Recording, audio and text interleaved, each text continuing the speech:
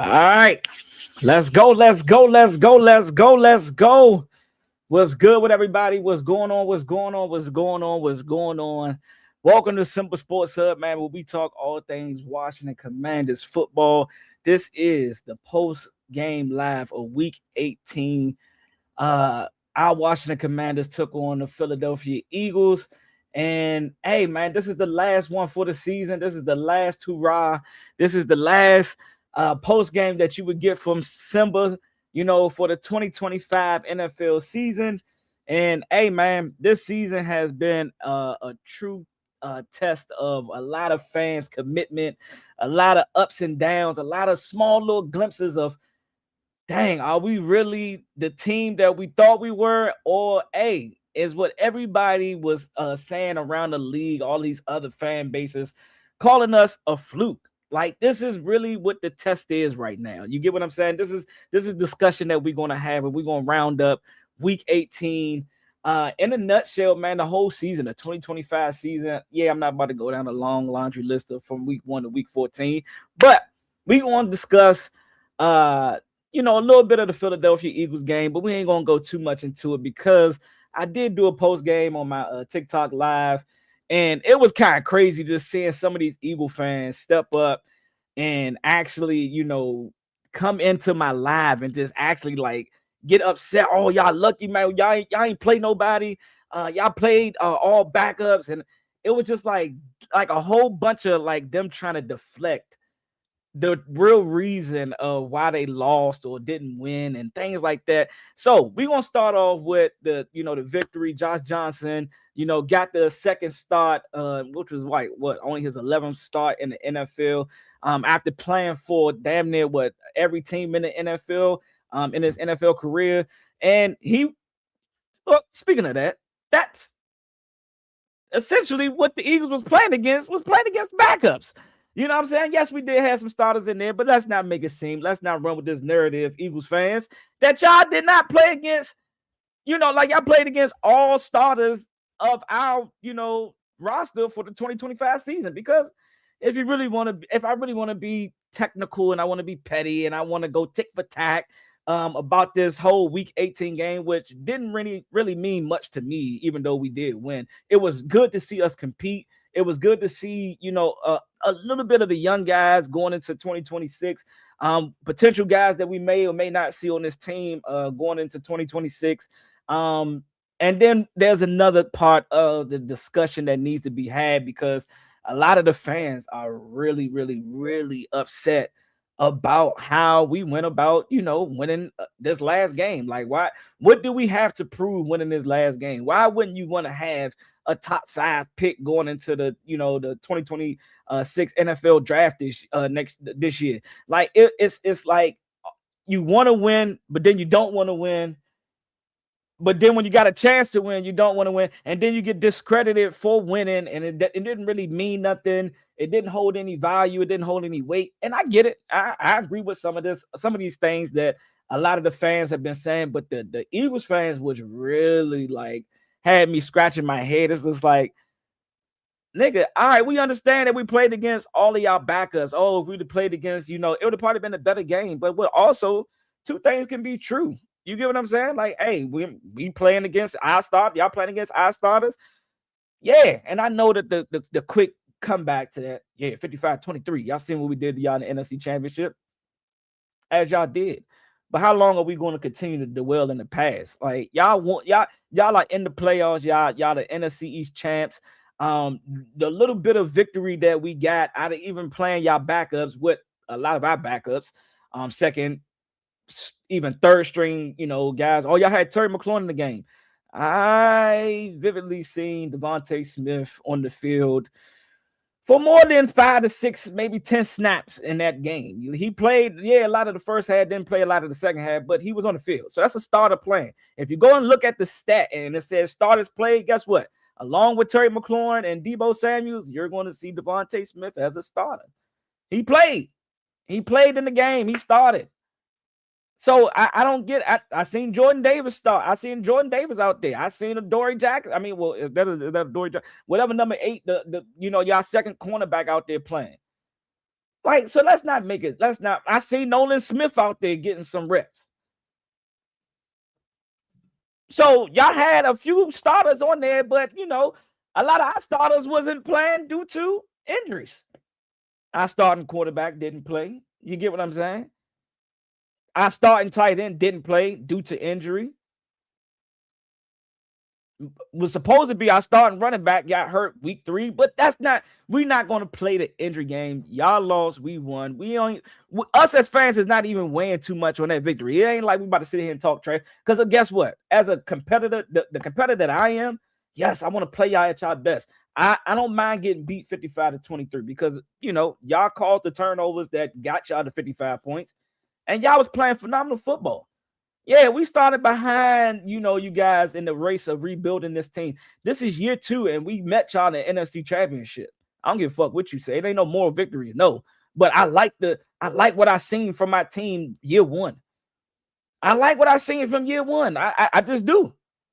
Because in y'all rebuild, if you want to be technical with it, if you want to go back when y'all officially started over, guess what? Y'all had some success. Y'all didn't have some success. Y'all made it to the NFC Championship. Y'all didn't. Y'all made it to the Super Bowl. Y'all lost, and then y'all won one. Hey, y'all are a successful team, and I give y'all credit due. But don't come in my life like, oh, y'all played against all backups. We know the narrative that the typical Philadelphia Eagles fans are going to run with. We ain't gloating about this goddamn W. Don't nobody give a fuck about this 24-17 victory. Now, I mean, not a lot of Commanders fans do. Yeah, we gonna rave. We gonna celebrate, you know, a little bit. You know, we ended the season with a W. We ended the season with a W. Very much what we wanted to do. Something that we haven't seen a lot of this season. We only seen 5 of them. So 12-5 year 1 in the recalibration, and we're gonna get to a little bit of DQ and Dan Quinn presser that just ended a few hours ago, like an hour or 2 ago. But you know, the recalibration, which is now we're saying that we need to rebuild. We need to rebuild, especially on this defensive side. But this game was just an exhibition match. Don't put too much weight into it. I'm not gonna put too much weight into it. Shout out to Josh Johnson for competing, even though he still didn't play his best. Yes, y'all backup QB still moved the ball against us. Yeah, we have one of the worst defense in the NFL. I think that any quarterback has shown, you know, this season that they can move the ball against our defense, and that's just facts. Whoop-de-doo. All right, but that's a little bit all I wanted to discuss on that game, and now we're going to get a little bit into some of my key thoughts about this season, man, and how we ended it. But first, we're going to give another shout out to the veteran Bobby Wag, man, Mr. 2000. He reached the 2000 tackle clubs in his career. He is now sitting, you know, with two other top linebackers, you know, one Hall of Famer, one soon to be Hall of Famer. Should have been first ballot if you ask me. You're looking at the numbers perspective. His numbers kind of outweigh, probably the best linebacker to ever play the game of football in Ray Lewis. But a former Washington Redskin, London Fletcher, he now enters the 2000 club with those two guys, Ray Lewis and London Fletcher. And they did celebrate him a little bit in the locker room. DQ brought down London Fletcher from he does the live game commentary for the Washington Commanders. He brought him down to present him the game ball, or the ball that, the 2000, tackle ball that he's going to be able to put in his trophy case at home. But shout out to Bobby Wagner. I know third player in NFL history to record 2,000 tackles. Again, like you say, London Fletcher. He's in the conversations with London Fletcher and Ray Lewis. Now, where he's going to be ranked at as who's better, we know Ray's leading that pack.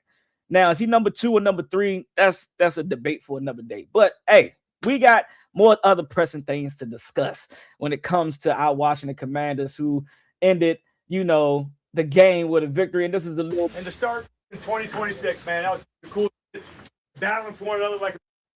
There's only one game ball to go out tonight, and I brought one of the old heads in. So, Fletch. All right, man. Yeah. Hey, listen. In the history of the National Football League, that's been played over 100 years, there have been 3 players to eclipse the 2,000 tackle mark.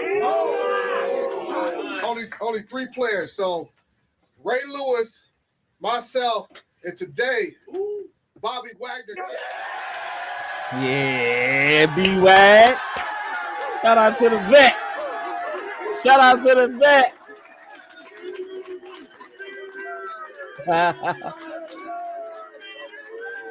Thank you guys. I appreciate you, man. Ever since I got out here, man, the love of the game, you guys helped bring that back to me. And, you know, I know we've had some up and down, but I would never want to go ups and downs with this group. This group is special. It means something to me. It's something I'll always remember. I'm so grateful for you guys. And let's keep pushing. Oh, yeah, Bobby. Again, man, shout out to Bobby Wagner, man, entering the 2000 tackle club with Ray Lewis and London Fletcher. Hey, man, that's a big moment, man. We got 2 linebackers that, you know, hey, we got to see hit that 2000 club with, you know, it's amazing to see. I saw London Fletcher play for this mob, and seeing Bobby Wag play for it. But we're gonna move on. Here go a nice little, not the season we hope for, but you were with us all the way. Thank you for thank you for the hell you raised all season long. This is a message from the Washington Commanders to all the fans, us as fans, and let's get a little bit into. It is potentially that this would have been my last season being a season ticket holder for the Washington Commanders. Due to them raising the prices for 2026 after a disappointing season. I think it's just very, I mean, I know a business got to be a business. They got to do whatever they need to do to hit their financial marks from a profit standpoint. But I don't think that I can contribute to that next season. Just other things I got going on. I got a lot of trips I need to be taking next year, family trips. Yeah, so I don't think I will be opting into being a season ticket holder. But you never know, man. I got until Friday to make a final decision. But it's looking like my time as a season ticket holder has come to an end. And I enjoyed it, man. 3 seasons being a season ticket holder with the Washington Commanders after, you know, the last regime and, you know, owner sold the team. I was not giving Dan Snyder a lick more of my money. The only thing he probably would have got from me is the TV deal that the NFL struck with Fox and other, you know, new networks. Other than that, I wasn't buying no paraphernalia as long as Dan Snyder was or going to any of the home games. I was going to away games, but I was not going to no more home games. But when he sold the team, it was always a vision or a goal of mine to become a season ticket holder. I thought it would be a lot longer than 3 years, but hey, man, it was a good 3 years. It was a blessing to me to be able to be in a financial position to afford 2 tickets for, you know, all the home games for the Washington Commanders. I mean, and the Washington football team, Washington Redskins. And it was even more wonderful and I'm being a proud son of a triple OG Washington fan, Washington Redskin fan, and my pops, man. It was a joyous moment to be able to continue to, you know, to you know, bless my father with the opportunity to go to every first home opener. And we started off with the Arizona Cardinals, and we went to there and we won. And it was electrifying being in there and, you know, being able to, you know, root with the fans and not just sit at home. And I grew a little bit, you know, I'm stopping. Stop the cap. Stop the cap symbol. I really don't like going to stadiums, especially at the home stadium. I don't know, man. Maybe I just outworn going to games. I like much more going to, you know, going into the, you know, the opposing teams, you know, stadium. And I've been able to do that the last couple of years. I've been going. I went to Arizona, went to Dallas, just went to Atlanta multiple times. And I'll continue to do that. You know, I'll continue to you know, travel to away games. I was supposed to go to Madrid, but I'm glad I did not spend my money because it would have been a little bit pointless to pay for that trip and not see my man JD5 and see us, you know, in a winning fashion, a potential winning fashion, even though the game came down to the wire. But it was thank you to the Washington Commanders, man, for having me as a season ticket holder. This is my thank you right now. Friday, things may change, and y'all might see another video pop up of me. You know, your boy may hit a nice little parlay or something. You know what I'm saying? Somebody might knock on my door and leave a nice little, you know, bit of change to opt into the 2026 season and run it back one more year. I might do one more year. I don't know yet. Y'all just stay tuned. Y'all stay tuned. I might run it back one more year. Got to talk with wifey again, but right now she told me hell no. We ain't paying that extra. Well, she ain't pay. I had to pay for it. Ain't paying no extra money for no season tickets, and we lost. We ain't had no good season. Now if we would have won, I ain't gonna lie to y'all. If we would have had a winning season, I would have opted back in another year. It would have been hard for me to turn down season tickets, to be a season ticket holder for another year, for the 4th year. But again, it's not over. But for right now, it is. And if that is the case, I'm happy for the 3 years that I've had been a season ticket holder. All the perks and benefits that I did get, I appreciate it. And that's another thing. Like some of the perks that they're rotating back into 2026, it doesn't speak to the increase in price to me. I mean, maybe there's something that they revisit going back into next year. But I don't see, if we successful, I don't see how they would decrease prices. It's only going to go up. But again, back to Victory Monday. This is the last Victory Monday for the 2025 season. It ended in a victory, and that kind of leads into with a big topic, swirling around the Washington Commanders fan base on Twitter alone, and then some of the content creators. It's like a torn, it's just like a torn page. It's like ripped down the middle. And I always compare it to like an owl, man. You got an owl, you got two rows. You got this side of the fan base that want to say this, and then you got the opposite side of the fan base that just is on just on a different side of opinions. Because that's what it all is. It all boils down to the end of the day. Everybody's entitled to their motherfucking opinion. Everybody is entitled to one, but that don't mean that you gotta agree with it, and you don't gotta dislike or not to have a discussion. But your boy Simba, I ain't gonna lie, I am a fan that I don't have to agree with you. You don't have to agree with me. But when certain things are said as like from a football like perspective, I check out mentally. Like I would literally turn like into a person and be like, oh, all right, for real, true. Hey, that's what's up. Hey, that's your opinion. I ain't gonna knock you, and I would not talk to you about that said sport again. That's just me. And a lot of people may not agree with that. And a lot of people like, nah, Simba, you can't be like that. No, I can. I very well can. I can be that guy. I have no problem being that guy, y'all, because hey, look, man, I just don't got the time, man. I don't got the time to be having certain conversations with certain people, and y'all just, choose to, go about it the way that y'all go about it. At the end of the day, that's y'all choice. Y'all are entitled to have your own opinion, but hey, I'm entitled to have mine as well. And it's just certain things that in certain conversation that I would just keep myself out of. But this is the topic that we want to touch on, and that is, let's see, can we scroll up to get to that? Yeah, we're gonna talk about 2026 in a second. And that is this 2026 NFL draft pick. It has been officially announced that we will be holding a top 10 pick in the 2026 NFL draft. And I'm not going to go too much into a spiel about who I want us to draft. Those videos are coming to you. Don't trust me. We're going to be doing some film watching together. I'm trying to figure out the best way to work in doing a live and watching film where the copywriting, it doesn't happen. And I can I might be doing a Twitch live. I don't know yet. I might just be going live on TikTok and have to, take the L on showing content that's been pre-recorded and got videos, and audio added to it. I don't know yet, y'all. I'ma see. We gonna see. But I'm trying to figure it out the best way now, because when your boy is not monetized and you get copyrighted for a lot of stuff, a lot of my content don't get put out or it'll get taken down, and I ain't got time for that. I'm trying to grow my community, not decrease it, and not allow y'all to see my opinions about our Washington Commanders. But with that being said, we are picking 7th overall, and we was picking 7th overall going into this game against the Philadelphia Eagles. That's what we was currently sitting at before we, took on the Philadelphia Eagles in Week 18. And the fan base just seems to be super upset about us theoretically tanking. And it's like, this is when I say like the two owls is kind of crazy to me of how the fan base thinks when it comes to winning or losing games. You have some content creators and fans that believe we should have tanked. We shouldn't have won this game. We should have did everything in our power to lose this game.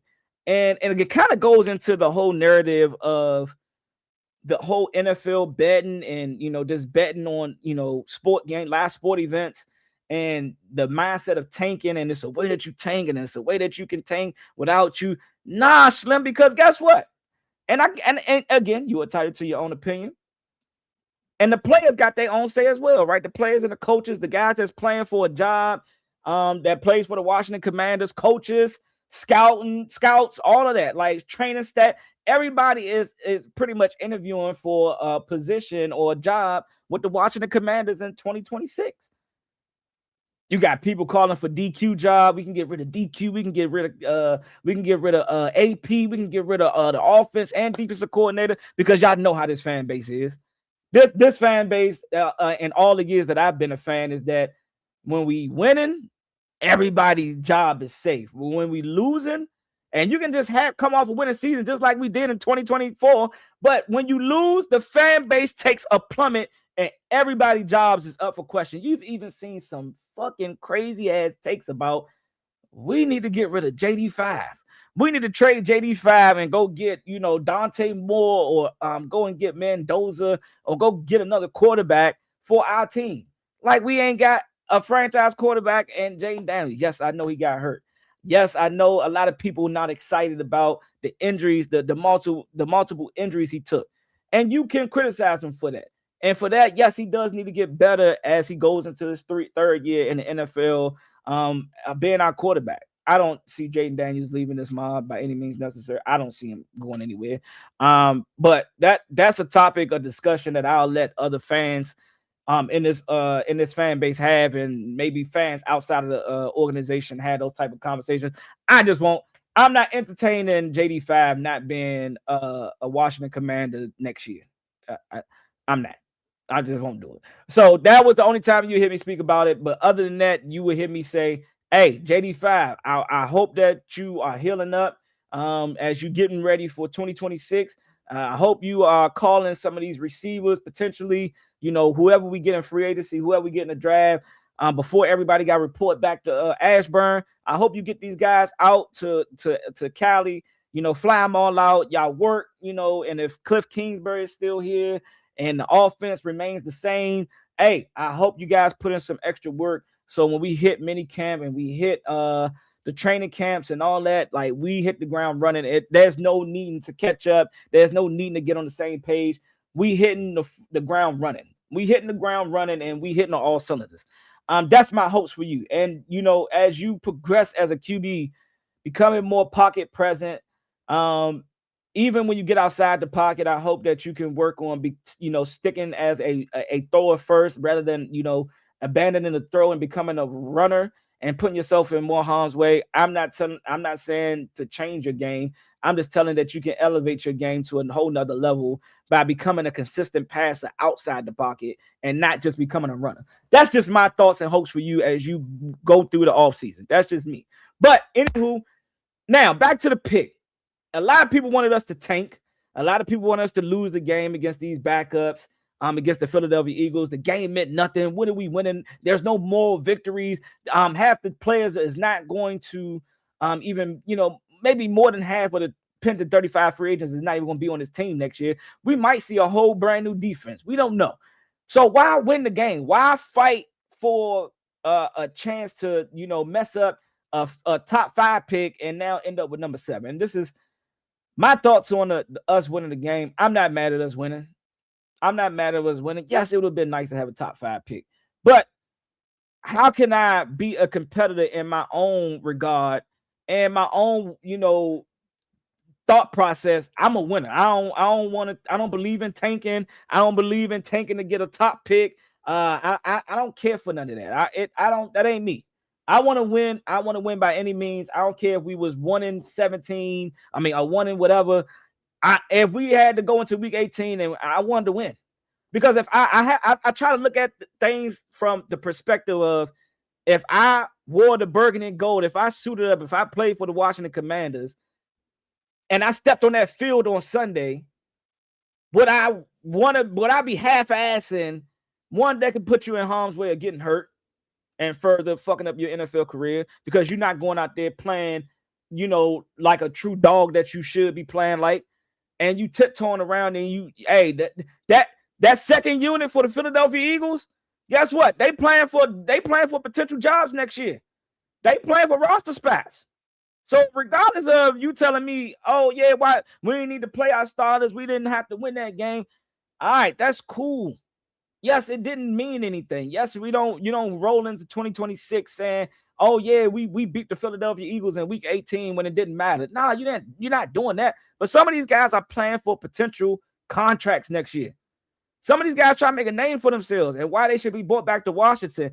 Or if they can take what they can put on film for week 18 out there so that another GM, another scout can look at them with the other 31 teams and say, hey, man, I like how he played in this game. When it didn't matter, he showed up, he showed out. Guys, let's say like a guy like Jeremy Reeves, who had a phenomenal game against the Philadelphia Eagles week 18. Did it mean anything? No. But the way that he was playing the safety position, some could start a conversation like, God damn, why the fuck he ain't been starting for us for the last 4 to 5 years that he's been with this team? If you really wanted to, that game, the way that he was playing, the way that he was making the open field tackles, the way that he was playing his coverage and not, and staying disciplined, reading the quarterback eyes, getting a pick. That is the type of film that you want to put on tape to show, hey, either this is why I need to be back here, or this is why I should even be a potential starter or looked at as a starter for y'all 2026. Or, hey, if I have to go elsewhere, if I'm a trade piece, I'm a trade piece with a potential of going to go start somewhere else. So for that, this is the mindset that I'm going to choose. The side of the aisle that I stand with, I'm not mad at us winning the game. I'm not mad at us having a 7th overall pick. Do I think the talent changes from the 7th pick? I'm looking at some of the prospects and dialing into some of the film that I've been looking at this season. I mean, from some of the college players that's going to be, potential top 10 picks. I don't think things change for us drastically. The only thing that maybe changed is that if we had a top 5 pick, I think we could have got more draft compensation back if we traded out of the top 5. But guess what that does? To the side of the aisle that wanted us to have that number 5 pick. Guess what's going to happen draft day? Washington Commanders are now on the clock with the 5th overall pick. Trade. The Washington Commanders have traded back to number 7 or to number 15. That side of the fan base will go ape shit because we traded a top 5 pick instead of picking a guy. And I'm just going to mention a name because it's already been the what do they call it? The jersey swaps, the uniform change from Ohio State to Burgundy Gold. Caleb Downs is a renowned pick for the Washington Commanders, either at 5 or 7. Like wherever we was at, people wanted us to get Caleb Downs. I want Caleb Downs too if he falls to us at number 7. But there's a chance that AP may say, look at this and say, hey, I see that there's other safeties in this draft class that we might miss on, Caleb Downs. And the get back is that we will get a slough of picks and we can fill out our defense and get a lot younger and get a lot more speed on the defensive side of the football. Because guess what? We need a lot of overhaul on this defense. We just do.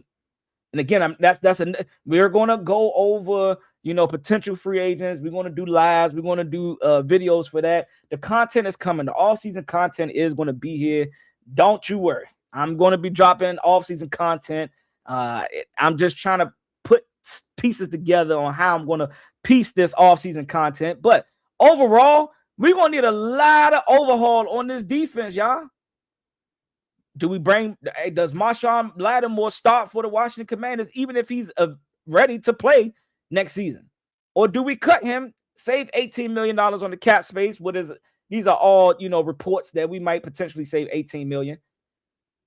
Do we cut a Marshawn Lattimore? That very well could happen. So now, you can't just cut a player and just say, oh, yeah, we're going to rock with Mike Sanders. No, you got to replace that player with another player. Is that a free agent corner that we're going to bring in? Are we going to draft a cornerback out of the draft? Those are the questions that AP got to answer. So it's easy to sit back as fans Us as fans, it's easy to sit back and say, oh, yeah, I want this player gone. Quan Martin need to go. Okay, Quan Martin need to go. Guess what you're going to need? Another safety. That it could be your Caleb Downs. That could be the Caleb Downs pick if we let go Quan Martin. But do you let go Quan Martin because he had one bad season? Yeah, that's another side of the aisle. So when it comes to the draft pick, I'm not mad that we ended up with the number 7 draft pick. I've been willing and dealing on PFF for the last 3 to 4 weeks already.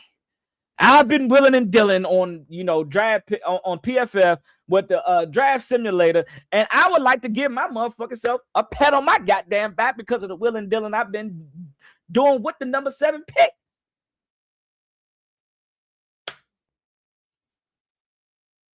But that's another question. That's another topic for another day, y'all. So we are picking 7th overall. I'm excited about picking 7th overall. I do see some scenarios where Caleb Downs could potentially fall to us. I can also see Caleb Downs going off the board a lot early. He will be potentially the first safety to maybe go top 5 in an NFL draft. We haven't seen that a lot in the NFL drafts. So that's another thing. Safety is not a top 10 draft pick selection, and the numbers and the history shows that. But you got a lot of the Commanders fans that say, fuck that, I don't give a fuck, be the first to draft a generational talent. And I think Sean Taylor was the top pick, but how long ago that's been? Sean Taylor, RIP, ain't been with us in how long? Yeah, can we run it back again and get a guy like Caleb Downs? Hell yeah. I'm all for getting a safety, but then I also have funny conversations with friends and fellow fans of other teams that say, every time I say I want somebody, motherfucker, we AP the last 2 drafts outside of getting Jaden Daniels. So I am 1 for 2. I'm 1 for 2 right now because we got JD5. I called JD5 back when he was coming, when he announced when he won a Heisman. I was like, hey, JD5 over Drake May. And shout out to Drake May and Caleb Williams, who's had phenomenal years this year, and I'm gonna leave it at that. But getting back to the draft, I'm excited. I feel as though I've been wrong even before AP. I've been calling a lot of the draft picks wrong. I've been wrong with a lot of people. I wanted Joey Porter Jr., but we went with Emmanuel Forbes. Fuck. I forgot who I asked for Jahan Dotson when we picked in. But we went with Jahan Dotson out there. I didn't even want to trade back, but I understood the mindset of us trading back. I understood it. That we needed to trade back. I get it. We needed to, get some more picks to help fill out this, to get a little bit younger. And that's the same thing that's going to happen this year. So if Caleb Downs, Arvell Reese, Ruben Bain Jr., Ace Bailey is off the board, I am heavily looking to trade back in the NFL draft and get a slower picks and try to fill out, because there are still a lot of other blue chip guys that's going to be, picked. It's a guy in Toledo, and I don't want to start talking about these potential drafts because I already know that a lot of these guys going to get picked up by other mobs, and I ain't going to get a chance to they ain't going to get picked by Washington. So I'm going to leave that right there. We are picking number 7. I'm excited about us picking number 7 in the draft. But before the draft, we got free agency. And I, without telling y'all who it is that I want to go through, because I want to say that content for another video, there's potential 35 pending free agents that won't be back with the Washington Commanders in 2026. So we're going to see some new guys. What do we do with Zach Ertz? Do we go and sign one of the big name tight ends like a Kyle Pitts? Isaiah Likely, if the Ravens don't franchise tag him or sign him back to a deal, hey, the Atlanta Falcons can sign Kyle Pitts back to a major deal. He could get his big payday, or he may go test free agency and get the biggest paycheck that he might get. But, these are just some names that I'm throwing out there, notable names. Running back, and I've heard a lot of the fans say, nah, we need to stick with C-Rod and Lil Bill and let C-Rod be the number 1 running back. I even heard Santana Moss allude to it in the last post-game live that they did in Philly about C-Rod, making a name or contention for being the number 1 running back for the Washington Commanders going into 2026. I'm going to just tell y'all right now, I see 4 other running backs that can be better production-wise than C-Rod. One play for the New York Jets, Breece Hall, if he really go out there in free agency. One could be Kenneth Walker, if the Seahawks can't, get a deal done. One could be Travis Etienne Jr. They're going to be in some cap problems going into next year. They may be willing and dealing some guys next year to create some cap space for maybe some big name guys on a defensive line specifically. So again, but let's talk about just one more person that has been very active after losing, the chances of going to the playoffs this year. And it's this guy right here, Rashid White. Replying to a fellow Washington Commander fan. I don't know if she does content or not, but Rashid White, if y'all don't know, now y'all do know, and he's been talked about the last couple of weeks by some of his other tweets. Let's go and click on his page because he had some other tweets, that was a little crazy, like this one right here. And he's retweeting, he's quoting Commander fans. He's quoting Commanders fans, but this is our franchise quarterback. For some of y'all that probably don't follow college football, Jaden Daniels started off, playing for the Arizona State Red Devils or whatever their goddamn name is. Sun Devils, whatever their name is. Arizona State. He was a quarterback for Arizona State, but guess who his running back was? Rashid White, Brandon Ayuk. These are some of the names, but you see these little names, and this is it right here. When you go to Rashid White, look who he got as his profile pick. Him and JD5. Is that not more telling of what he wants to happen going into this free agency? Who he wants to go and play with further in his NFL career? And then she say, hey, we got chicken wings and mumbo sauce waiting for you in DC when you reunite with JD5. And my man quoted the joint with the plane taking off like he on the way. So we might not get a Breece Hall, who may, ask for, it may cost us pretty penny on the cap dollar. You know what I'm saying? We might not get Kenneth Walker. You know what I'm saying? But would you take a Rashid White who's played with JD5, who's made his name, a nice little name for himself in Tampa Bay? Some people don't think he's worthy, of being a top consideration free agent signing. But, hey, does he pair well with Lil Bill, a.k.a., Lil Bill, Ja'Cory Krosky Merritt, a.k.a. Lil Bill? I know I said that backwards, but y'all know what I meant. Do you still bring back C-Rod to be our third running back? Do you part ways with Austin Eckler, who we've seen send his farewell IG post, thanking the Washington Commanders fan base and the players and his teammates and all of those things? But this is a little crazy. This is a little crazy right here. I must say that myself. To see my man really, laying it down like he ain't tweeting no other teams, none of that. He ain't tweeting no other teams. It's literally he letting it be known where he want to go.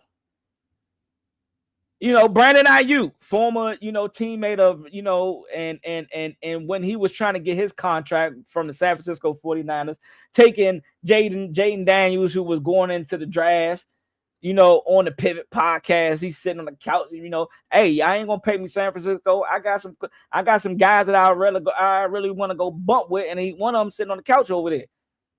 And JD5 over there don't like, hey, chill, bro. I ain't even get drafted yet, Slim. Don't add me into that. I ain't even get drafted. I ain't got nothing to do with this. Trying to be innocent. But he ended up getting a long-term deal done with San Francisco, inevitably to, come up to facing an injury that next season. But, hey, man, that is a potential signing. Do you bring in Brandon Ayuk?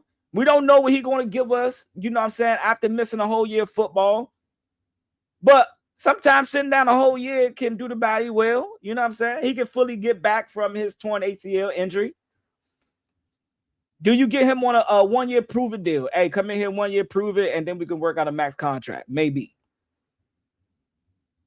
Or do you go and trade for, another former player that played with, Jaden Daniels? Because it was the little rumor that was out there during the season, during the trade deadline. I ain't gonna BT Junior, Jacksonville type shit. You know what I'm saying? I'm just saying. I'm just throwing it out there. And it might not happen. It may not come to fruition, but you never know. I'm just gonna put it out in the universe. trading a 2027 third round pick or 2027 second round and a fifth round and go and get BT Jr. You know what I'm saying? Hey, a lot of people calling us flukes. That second round pick may be a top pick next year for Jacksonville. You never know. But anywho, these are some potential, free agency moves that we can make. How AP and DQ are going to fill out this roster. And then there's another conversation for discussion. Who is going to be our next defensive coordinator for the Washington Commanders? Joe Witt has been, respectfully removed from his play calling duties for, our Washington Commanders as a defensive coordinator.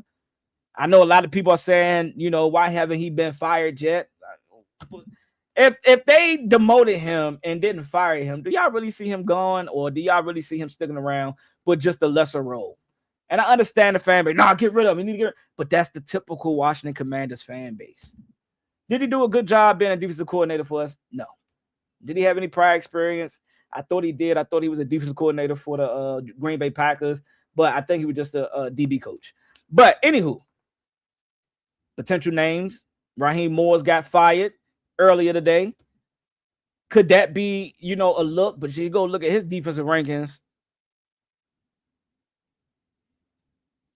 I don't know if you want to make that move. If you got guys like Al Hurst, who I think was wanted to be interviewed by DQ when DQ got hired from Dallas, and Dallas said, nah, Slim, hey, don't call asking about Al. Slim is not up for interviewing for shit. Only for him to leave and go and be a DB coach for the Chicago Bears, who has had success. Do you look at him to come in and call the defense? Do DQ want to relinquish his defensive play calling responsibilities and go back to this being a head coach? This is a lot of things that need to be discussed. And there's going to be a time and place for those discussions. Your boy Simba will definitely be trying to bring you that content as it gets released and put out there. So y'all make sure y'all stay tuned, follow up, subscribe to the channel. But also, man, hey, what other positions do we bring in or look at to replace certain guys on this defense? Does Bobby Wagner come back for another year and try to tie the number one record for most consecutive 100 tackle seasons and as a linebacker? Do we bring him back? Does DQ, he seems like he loves and care about his people as he should. Does he come back for another year? What does that mean about Jordan McGee? Does he have to play backseat again? Or, hey, do we go and we say, hey, man, hey, Bobby Wag, we want you to break the record with us, but right now this team is moving in a different direction, and we need to get a lot more lateral speed and downhill speed. And not saying that you 100% got it, but you don't got one thing. One thing has definitely already retired, and that is your pass coverage skills. Yeah, he got a pick or two. All right, whoop-de-doo. But on a down-to-down basis, my guy, you are a liability in pass coverage. We need to see some of this young, athleticism on the field. Jordan McGee showed some flashes, so I want to see him next year being the green dot guy for our Washington Commanders. That's just one. Do you draft another guy? If you get an Arvell Reese, I like him. So there are options, right? But we got to see how DQ and AP handles that. And then there's one of the other big topics, and I dropped a video on that last week. Cliff Kingsbury name has been mentioned as a potential head coaching, consideration. Does Cliff Kingsbury call his last game with the Philadelphia against the Philadelphia Eagles on week 18 for the Washington Commanders? Is he going to get a head coaching opportunity with Atlanta? With it ain't gonna be Arizona. They would never bring him back there again. With the Oakland Raiders. Does he? We don't know. With the Tennessee Titans. Did he do enough in his 2 years of being with the Washington Commanders to prove himself worthy of having another head coaching opportunity? I think he has. Do I want to lose Cliff Kingsbury? Nah. Did I have a lot of negative to say about Cliff Kingsbury? Fuck it. Two things can be very well true, my guys. Two things can be very well true, and I stick by his predictability in 2025. There was some moments. There was a lot of moments. The predictable play calling, the development of Jaden Daniels. You know, him being more in the center versus the two veterans, because they understand the game from a whole different perspective, being veterans, respectfully. But if Cliff Kingsbury leaves, who is the next guy? It's not a major cycle in potential offensive coordinators. Because the one thing you got to think about is, why would a hot offensive coordinator leave? Because you want to look at a winning organization, somebody that is winning, somebody that has a successful offense. You don't want to go and bring like an offensive coordinator from the fucking New York Jets. For what? What the fuck has he proven to be successful that you would want to bring here and pair with him with JD5? So you're going to look into a winning organization. Why would, if they're not getting a head coach opportunity, leave a winning situation? I mean, the only thing that you could look at it is to how Eric Bieniemy, won multiple Super Bowls with the Kansas City Chiefs, being an OC, and then, taking a chance and betting on himself coming to Washington and doing absolutely diddly-poo squat. What coming here in 1 year? Don't think that was the best I did, looking at hindsight, but that's easy to say, right? But looking back at it, we see that, so who is it?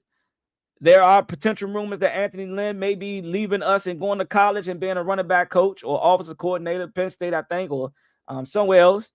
But we will see, man. In the next couple of weeks, we are going to see some things shaking up in Washington. Whether we, lose Cliff Kingsbury or not, who's going to be the next Brian Johnson, our passing game coordinator? Does he take over? Does Pritchard, who's taken over, that's probably going to take over for our QB coach, is he going to get the nod? And going back to defensive coordinator, do you go and say, hey, man, what can we do to get Brian Flores here? Seeing how he got those boys in Minnesota to play against us so fucking very well. And I'm going to be honest with y'all. And I'm going to say this. One thing that I would love for whoever our next defensive coordinator is, pick a defensive coordinator that don't mind putting pressure on quarterbacks. And that means by blitzing. Finding different ways to dial up blitzes and make offenses think. And if we ain't going to get no pass rusher, we go with Caleb Downs, and we don't find somebody that can win on first and second down, and we don't address the pass, which I really hope we do address the pass rushing position going into 2026. Hey, man, give me a defensive coordinator that's going to be aggressive. Hey, we got Trey. You like playing physical up close? I bet. We're going to send a linebacker and a safety. We send them more than they can block. So that ball going to be coming out quick. Be ready. Somebody that can develop and get rid of the bad fucking coaching and losing mentality and being a bend but don't break mentality. Get rid of all of that shit. We need a defensive coordinator that's going to be able to come and eliminate all of that. Sorry. That's just what I'm looking for. Now, do we get that? Hey, we're going to put a big ass question mark next to it, because I'm a defensive minded type of fan. I want to keep teams under 30 points. I want teams to fear our defense week by week. I want teams to struggle as much as they can to try to get that ball past the 50-yard line.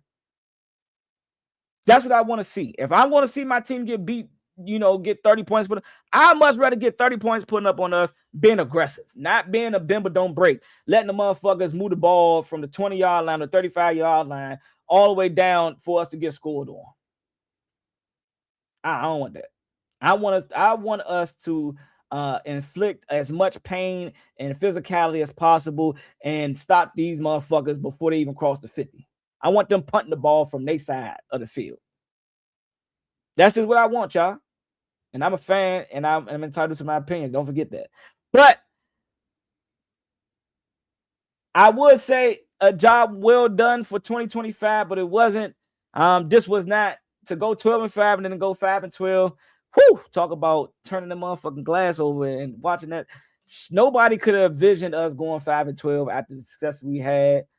But man, hey, hopefully we can get the guys that's going to return back healthy next year. Hopefully AP and DQ dial in, lock in for the next couple of weeks and months, and put together a blueprint that's going to have us competing again and being the successful team that we believe as fans that we can be. And we will see how we match up against, the opponents for next year. And this is my last topic of discussion before I get up out of here. These are our 2026 NFL opponents for the 2026 season. I want to say this is 100% real because if Washington themselves put it out there, this is real. And I'm just a little bit disappointed because I wanted that Houston Texans game to be away. I told you I like going to away games. I wanted Houston to be one of those games. But I got to pick from going back to Arizona again. Y'all let me know. Let me know what's a good away game to go to. I've been to Dallas. I don't mind going back there because they got good barbecue, and I would always love to go down there and eat. I'm a fat boy at heart. Yep, I said it. I'm a fat boy at heart. I like to eat. I'm cool on going to Minnesota, but I wouldn't mind going back there. I wouldn't mind going to Minnesota again. It's crazy that we playing them back-to-back away. Or they may be they said that we are potential candidates for being another international game. So that may be an international game, or, the Jacksonville Jaguars may be an international game. I'm not going to San Francisco. I'm good on Cali games. I'll maybe go to SoFi or something, but I'm good on going to San Francisco. Arizona is probably like my only option in Tennessee. But what is there to do in Tennessee outside of eat? I can go down there and eat. That's fine with me too. But yeah, this is our potential schedule, man. And I'm not going to give no record prediction. We got to play Seattle, LA, Houston, Indianapolis Colts. We got to play Cincinnati. We got we got our division games. How these things going to match up. Being healthy. I hope that the NFL has learned that you do not set up 4 back-to-back NFC East games at the end of the year, because guess what happens in the NFL more than anything else? Injuries, motherfucker. And the games become unwatchable or not willing to watch when there's nothing to fucking watch or be excited about. Nobody was excited watching us play against the Philadelphia Eagles. We was fucking hurt. They was playing for nothing. This is why you at least make one of those games early on in the season. I hope that the that the NFL learned from that. Roger Goodell, talk to the NFL schedulers and tell them to fix that shit. We should not have 4 back-to-back NFC East games ever again. I think that was a little bit of a setup, but I'm gonna leave that alone. But hey, we got the Seattle Seahawks coming to town. They didn't already beat the shit out of us. They hurt my man in that game, JD5. I don't even think why we playing them again. It's like, nah, I don't give a fuck who we play. We got them coming back home, so we're gonna be on some get back.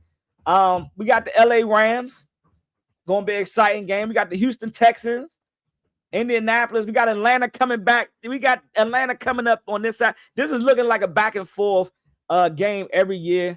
It's either we go down there and play against them, or they come up here the very next year. So it'll be exciting to see them, come to, who their new coach going to be, potential new quarterback, all that. We're going to see. We got Dallas, Eagles, New York. We got San Francisco, Brock Purdy, Kyle Shanahan. I want to play them. I want to play Kyle Shanahan. I don't like the way he talked bad about us. Like, no, he's been gone for so long. I don't give a fuck no more. We got Jacksonville, Arizona, Tennessee, and we got, Minnesota Vikings. So this is our schedule going into 2026. Y'all let me know what y'all think in the comments. I appreciate everybody tuning into this live, man. It was good to have a good oversight of this 2025 season. Let's wrap this shit up. So let's take this motherfucking season up, put that bitch on the highest shelf, unreachable. And let's never revisit this again. The only time we need to revisit 2025 is to have a mental understanding that we don't never want to be 5-12 again after having a successful season. Let's hopefully 2026 is a successful year. Again, the content during the off season, draft, free agency, coaching hirings, and all that videos will drop as they come from your boy Simba. I am going to even do a better job at trying to get with more Washington Commander content creators and put videos together. I'm going to try to collaborate a lot more going into this next season. I definitely wanted to get a year or two under my belt of doing content on my own and building my own foundation before and get an understanding in the way of the land of doing content creating for a sports team, my Washington Commanders. But I appreciate everybody tuning in. I'm about to get up out of here. Y'all enjoy the playoffs. I don't give a fuck who win, as long as the Eagles lose the first round. That's all I really care about. Other than that, I know it's just NFC East hate. I gotta hate it, and I hate using the word hate, but I don't want them to win because I don't want the fans to have anything to talk about. I want Chicago to lose because I don't like them either. But it's like, good luck to everybody in the playoffs. I catch y'all when we get some breaking news. I catch y'all on the next one, baby. Raise hell. I'm up out of here, man.